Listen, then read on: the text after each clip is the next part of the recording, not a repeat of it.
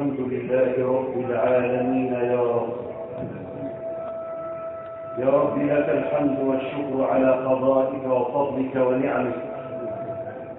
الحمد لله الذي جعلنا من أمة لا إله إلا الله. الحمد لله القائل في كتابه إن الله وملائكته يصلون على النبي يا أيها الذين آمنوا صلوا عليه وسلموا تسليما. اللهم صل على سيدنا محمد عدد من صلى عليه، وصل على سيدنا محمد عدد من لم يصل عليه، وصل على سيدنا محمد كما أمرتنا بالصلاة عليه، وصل على سيدنا محمد كما تحب الصلاة عليه، وصل على سيدنا محمد كما تنبغي الصلاة عليه. اللهم اشفنا واشف مرضانا ومرضى المسلمين أجمعين، ولا تسكن الأوجاع في أبداننا أبدا، وافتح علينا وعليكم فتوح العارفين.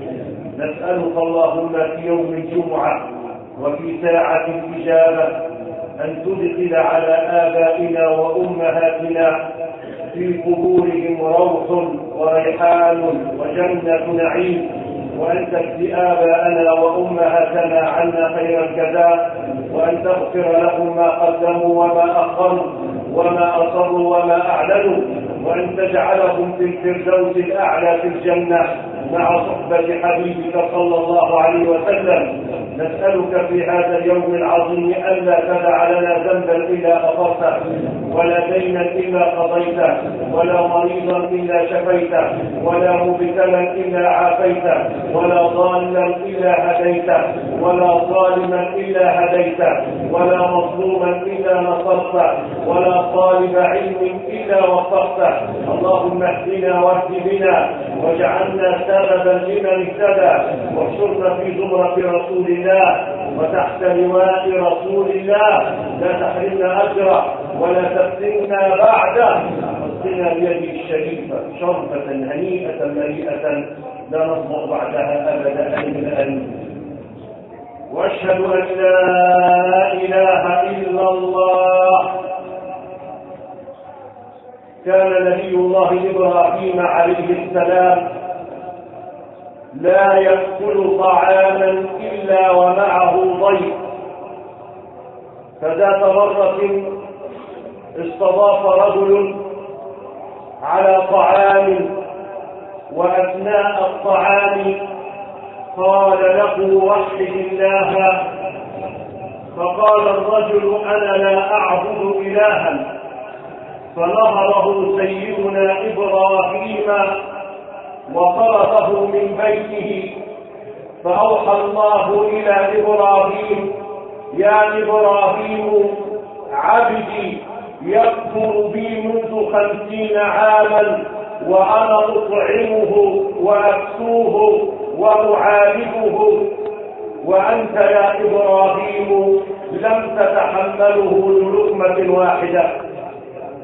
سبحانك يا رب يا من تغفر الذنوب والزلات، ما من يوم إلا وتنادي السماوات يا رب إذني أن أتساقط كسفا عن ابن آدم، وتقول الأرض يا رب إذني أن أبتلع ابن آدم فقد أكل خيرك وعبد غيرك، ويقول البحر يا رب إذني أن أبتلع ابن آدم فقد أكل خيرك وعبد غيرك، فيقول الله عز وجل لو خلقتموهم لرحمتموهم.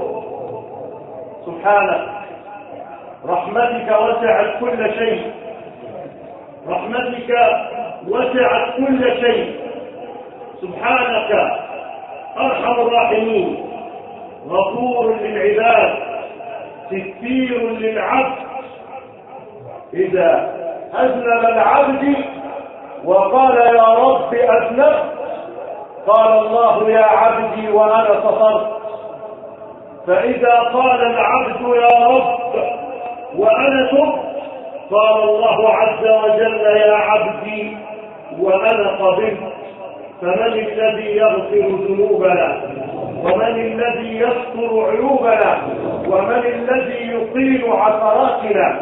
من بالبر معروف ومن بالإحسان موصوف، من مجيب المضطر ومن سميع الدعاء، من غافر الذنوب وساتر العيوب، من الذي يطعمنا، من الذي يسقينا، من عند المرض يشفينا، من عند المرض يشفينا، من الذي يرزقنا بغير حساب، من الذي أكرمنا برسول الله، من الذي أكرمنا برسول الله، من الحنان، من المنان، من الواجد، من الماجد، من الواحد. وحدوا الله.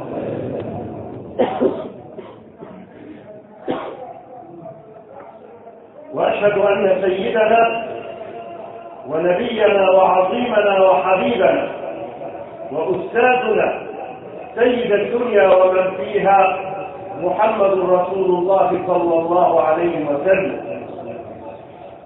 يقول النبي ستفتح عليكم مصر وإنها لبلد فيه الخيرات، فاستوصوا بأهل مصر خيرا فإن لكم فيها نسبا وصبرا.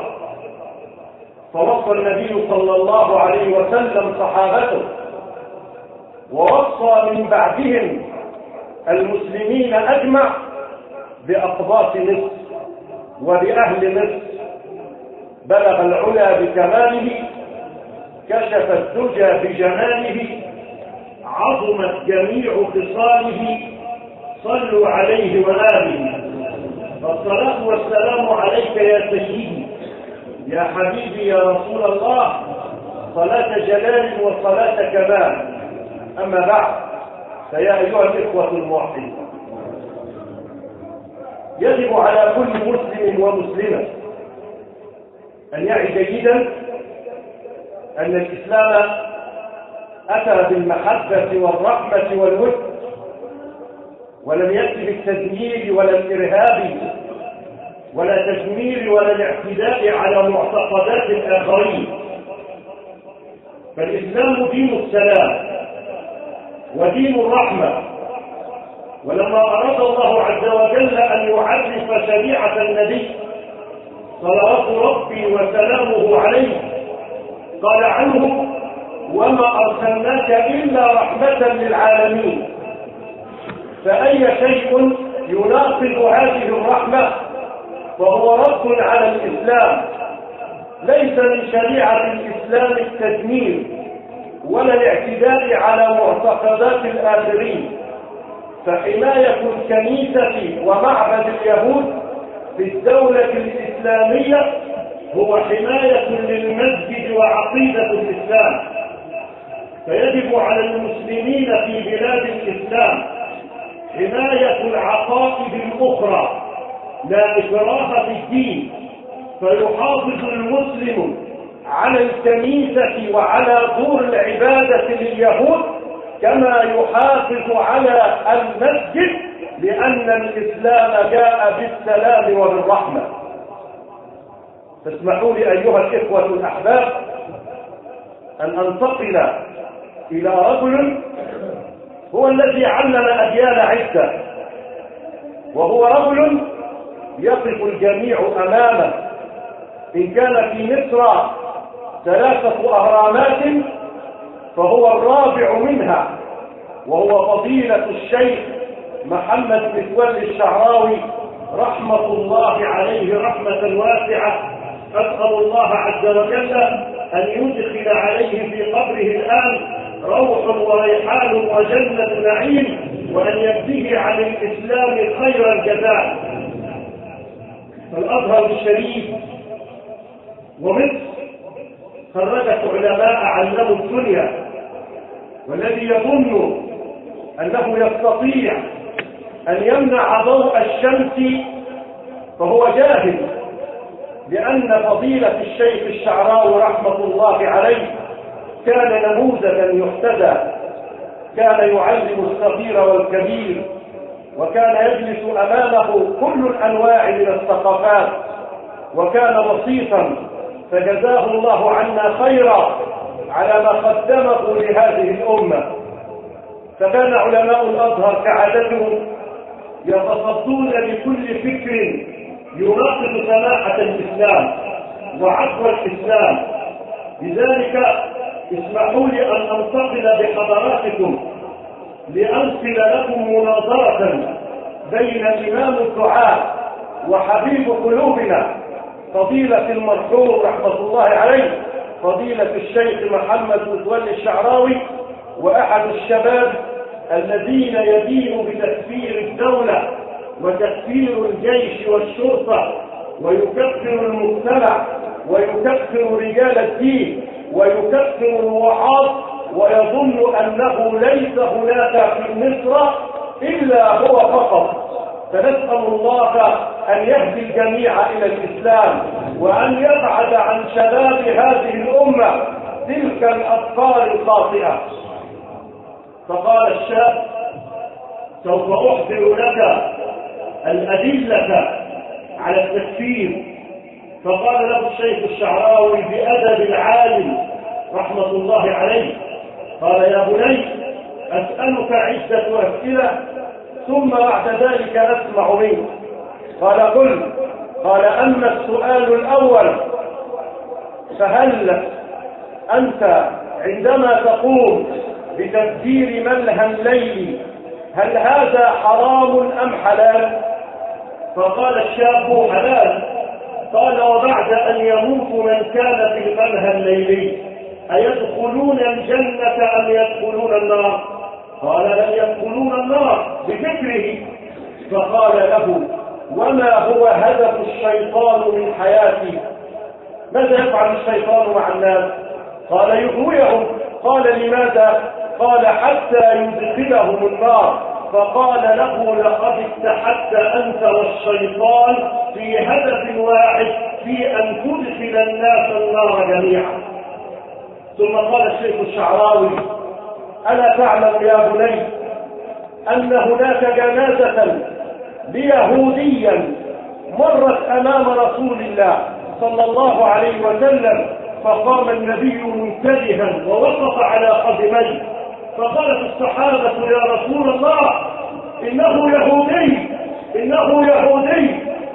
فقال رسول الله صلى الله عليه وسلم: أليست نفسا، أليست روحا؟ نبينا صلى الله عليه وسلم يحترم النفس الإنسانية، يحترم ابن آدم لأن فيه روح الله عز وجل. ثم بكى النبي صلى الله عليه وسلم بكاء مريرا، فقالت الصحابة: لم تبكي يا رسول الله صلى الله عليه وسلم؟ فقال: أبكي لأن نفسا تفلتت مني وذهبت إلى نار جهنم.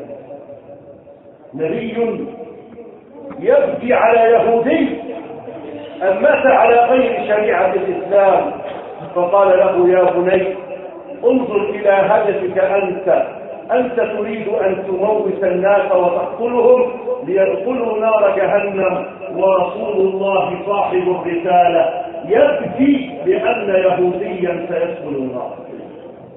اعلم أخي بالله أن الإسلام جاء بالرحمة، جاء ينشر السلام، ولذلك قال النبي صلى الله عليه وسلم محذرا: في تعاملك مع جارك غير المسلم المسيحي واليهودي ومن هو على أديان أخرى، فقال النبي صلى الله عليه وسلم: من قتل معاهدا لن يدخل الجنة أبدا. اسمع إلى حديث النبي: من قتل معاهدا لن يدخل الجنة أبدا.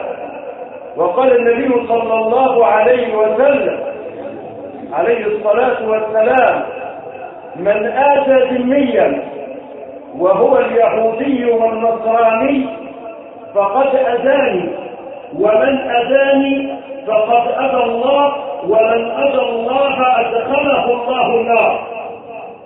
اسمع، إن أردت أن تعرف دينك فاعرفه من رسول الله صلى الله عليه وسلم: من آتى ذميا أي النصارى واليهود فقد آذاني. فأنت عندما تؤذي جارك اليهودي أو غير المسلم من النصارى فكأنك تؤذي رسول الله صلى الله عليه وسلم. ومن أذاني فقد آذى الله، ومن آذى الله أدخله الله النار.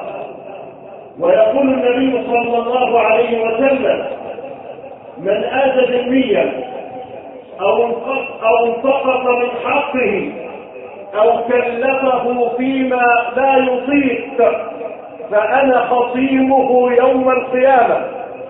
الحديث معناه أنك إن أذيت نصرانيا أو يهوديا في دولة الإسلام بأن انتقصت حقه وهو يعمل عندك في شركتك أو في محلك، أو أنك كلفته فوق ما يطيق لديانته غير الإسلامية، فإن رسول الله صلى الله عليه وسلم الذي تتمنى شفاعته يوم القيامة يقف لك بالمرصاد حديدك يوم القيامة ومخاصمك، ويسأل الله مدافعا عن هذا النصراني الذي أذيته.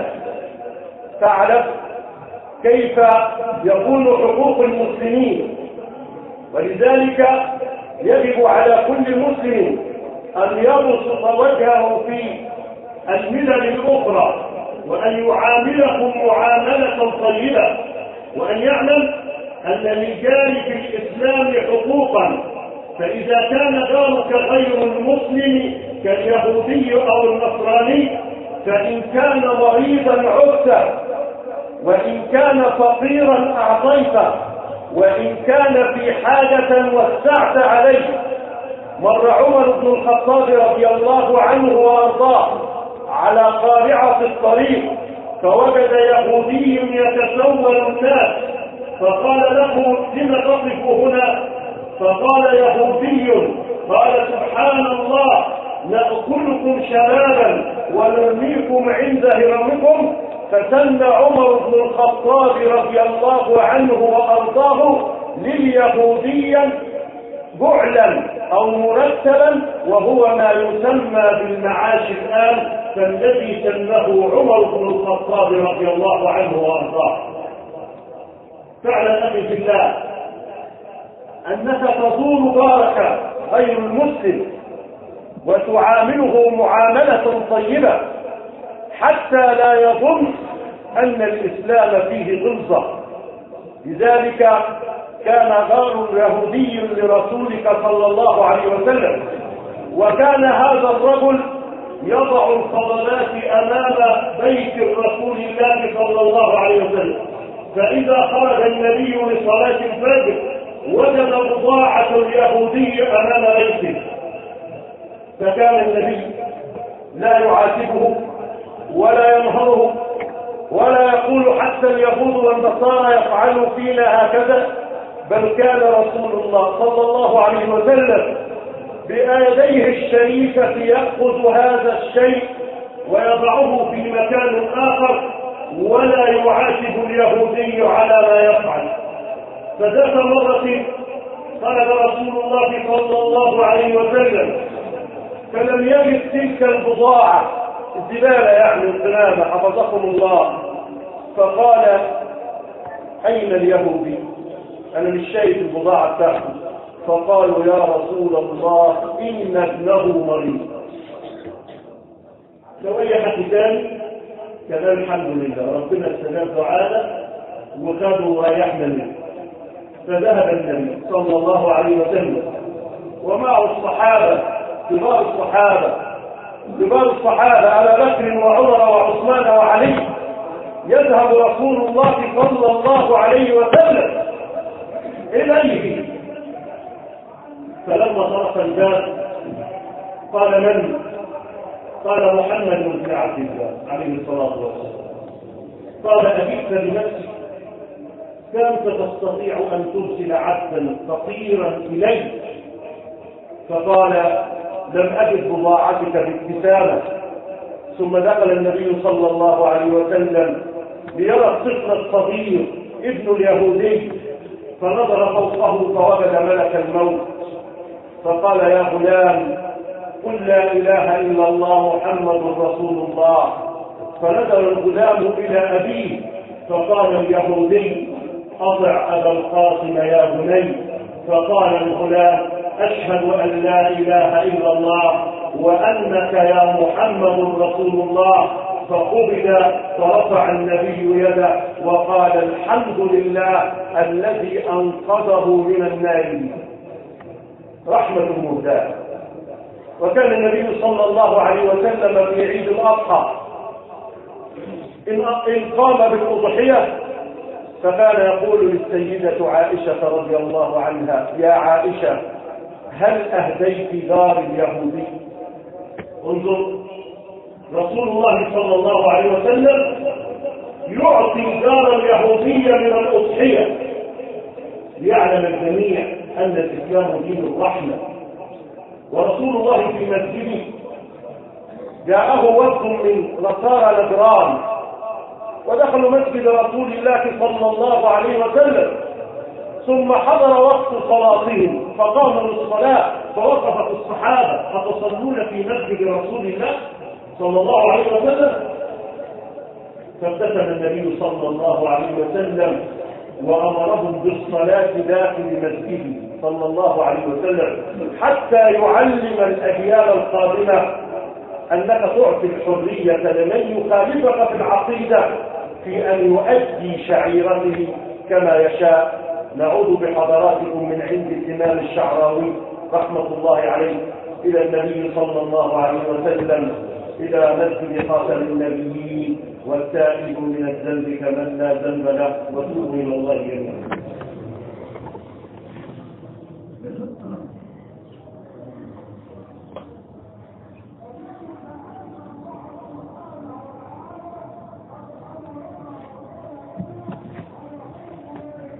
الحمد لله رب العالمين حمدا كثيرا طيبا مباركا فيه، والصلاة والسلام على المبعوث رحمة للعالمين سيدنا محمد وعلى آله وصحبه وسلم. وأشهد أن لا إله إلا الله وحده لا شريك له، وأشهد أن محمدا عبده ورسوله وصفيه من خلقه وحبيبه. أما بعد، فيا أيها الإخوة الأحباب، كان الأديان قدامى كسيدنا عمر بن الخطاب رضي الله عنه يعلم أنه سيأتي زمان يحاول فيه فيه من ينتمي إلى فكر متطرف أن يعكر صفو من يخالفه في العقيدة في عبادته.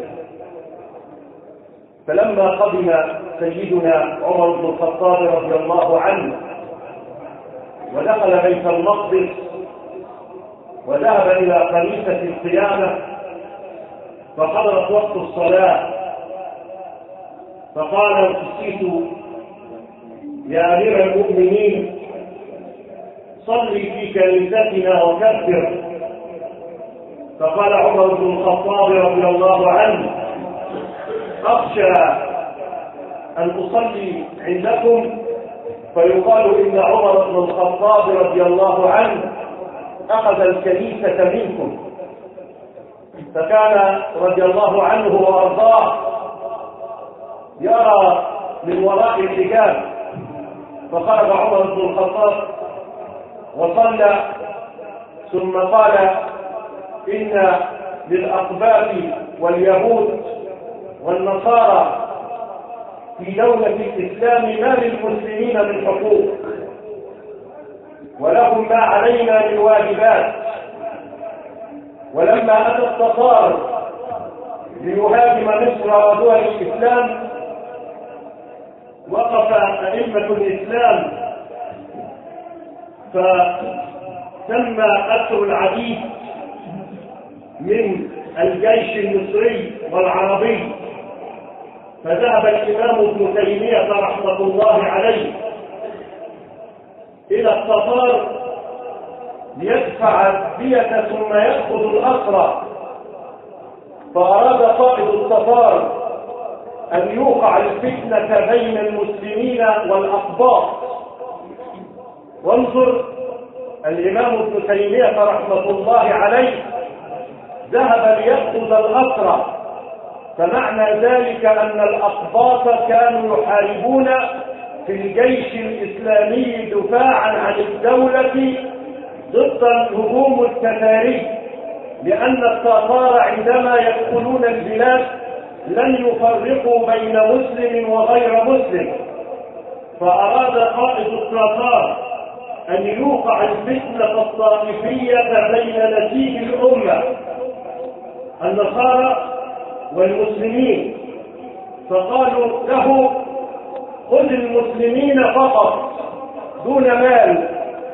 فقال الإمام ابن تيمية رحمة الله عليه: أهل ذمتنا أي اليهود والنصارى قبل المسلمين. انظر الإمام ابن تيمية رحمة الله عليه قال: أهل ذمتنا الذين يحاربون في الجيش الإسلامي يعودون قبل المسلمين. فاعلم أخي في الله أن بلدك مصر تحتاج منك إلى أن تقف في كل من ينشر الكراهية والحقد والغل والحسد. لا تنسى أن لك جيران، وأن جيرانك غير المسلمين لهم واجبات عندك، وأنك مسؤول عن ذلك أمام الله عز وجل. وفي كل عام نقف في رمضان نطلع الزكاة حبوب ولا نطلعها فلوس. وإذا جاء مولد رسول الله صلى الله عليه وسلم الاحتفال بالمولد النبوي بدعة ولا سنة؟ ثم إذا جاءت السنة الميلادية هل تهنئة غير المسلمين بأعيادهم لما تقابل جارك أو تقابل زميلك في العمل أو تقابل واحد صاحبك وتقول له في أول السنة الميلادية أو في أعياده كل سنة وانت طيب، هل في هذه حرمانية؟ هل وجد نص عند النبي صلى الله عليه وسلم قال فيه رسول الله لا تقل لجارك كل سنة وانت طيب؟ هو اجتهاد من العلماء، فمن الذي يتصدر الفتوى عليه أن يعلم جيدا أن هناك أمور معينة تؤخذ بنية الشخص. أنا عندما ألتقي بجاري أو بصديقي في عيد وأقول له كل سنة وأنت طيب، ليس هناك غبار على عقيدته. لذلك سئل الإمام العز بن عبد السلام سلطان العلماء في هذه الفترة برضه خرج عنده ناس وقالوا له يقول لي مش عارف ايه كل سنة وانت طيب يبقى يخرج من الدين. فقال لهم سألوه هل عندما أقول لجاري غير المسلم وأهنئه بعيده حلال أم حرام؟ فقال حلال. إذا أنا أريد جاري غير المسلم وقلت له كل سنة وانت طيب مش عيب والله، ولو أعطيته من مال الصدقة ليس بعيب، ولو أعطيته من مال الزكاة ليس بعيب، ولو أكلت معه ليس بعيب ولا حرام. طيب إحنا بنسمع من مشايخ كتير وفتاوى، فأنا بقول لإخواتي وقرايبي وناسنا ناس المعتزلة إذا أردت أن تأخذ الفتوى فخذها من دار الإفتاء المصري من الأزهر الشريف. لماذا؟ لأن هناك علماء متخصصين في العقيدة، والذي يريد أن يحجب الأزهر الشريف عن عقول الشباب يريد أن يسيطر عليهم. اعلم هذا جيدا. فأثبت دار الإفتاء المصرية أنه لا حرمانية تتعلق في أن تقول لجارك غير المسلم في أعياده كل سنة وانت طيب. ورسول الله صلى الله عليه وسلم عندما دخل المدينة فوجد اليهود يصومون يوم عاشوراء فسأله ماذا تفعلون؟ قال هذا يوم عيد عندنا نصومه لنجاة سيدنا موسى من فرعون. فقال النبي صلى الله عليه وسلم نحن أولاد موسى منكم. يبقى الإسلام جاء لبسط الوجه وجاء بالرحمة. الجميع يلجأ في فتواه إلى المختصين إلى الأرض. وقلنا قبل كده فرق بين الواعي والداعية وبين المفتي المتخصص، لأن سيدنا عمر بن الخطاب رضي الله عنه في عام المجاعة أبطل حد قطع يد السارق. في حد من الصحابة قال له أنت إلى بيت حكم من حكم الله. ليه؟ لأن هناك في الفقه الإسلامي أدوات للفقيه ينظر إلى كتاب الله أولا، ثم إلى سنة رسول الله ثانيا، ثم إلى إجماع الأمة، ثم إلى الاستحسان، ثم إلى القياس. أدوات بتيجي المفتي ثم ينزل إلى حال الناس. لذلك سيدنا عمر بن الخطاب رضي الله عنه لقى واحد كان من الأول يقول لك اللي يقول علي الطلاق 3 مرات كانت تتحجب له 3. فجاء عمر بن الخطاب رضي الله عنه وأرضاه ووجد حال الأم بيتها يتفرق فجعلها واحدة. وصلى على النبي صلى الله عليه وسلم.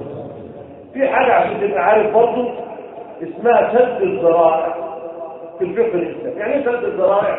يمكن الناس بتوع اصول الفقه وبتوع الشريعه والقانون وبتوع الحقوق عارفين يعني ايه سد الذرائع. سد الذرائع انه يجوز للحاكم ان يحرم الحلال ويحلل الحرام. متوحد الله.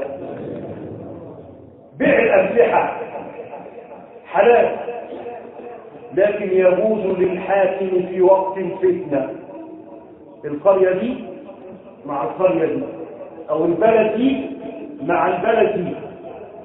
لو انا بعت لهم المطاول والسنن يبقى انا بحرض على ايه؟ على القتال. فيجوز للحاكم في وقت الفتنه ان يحرم ما احله الله وهو البيع. طيب مثال بالنسبه للحاجه الحلال ويحرمها. قال لك الفقهاء انت راجل بتبيع عصير قصب، واحد يجي يشتري منك كل يوم عصير القصب، بس انت لاحظت عليه ان هو بعد يومين كده بيبقى ماشي في الشارع عمال يجي شمال ويمين. فسألت قالوا لك ان هو بياخد عصير القصب من عندك ويخمره ويعملوا خمره. فيجوز للحاكم ويجوز لك أن تمتنع عن هذا البيع. يبقى الفقه الإسلامي زي ما الناس فهم، لا ده أمور كبيرة، وعلماء دارسين ودكاترة. يبقى يا جماعة ناخد الفتوى من الأزهر الشريف.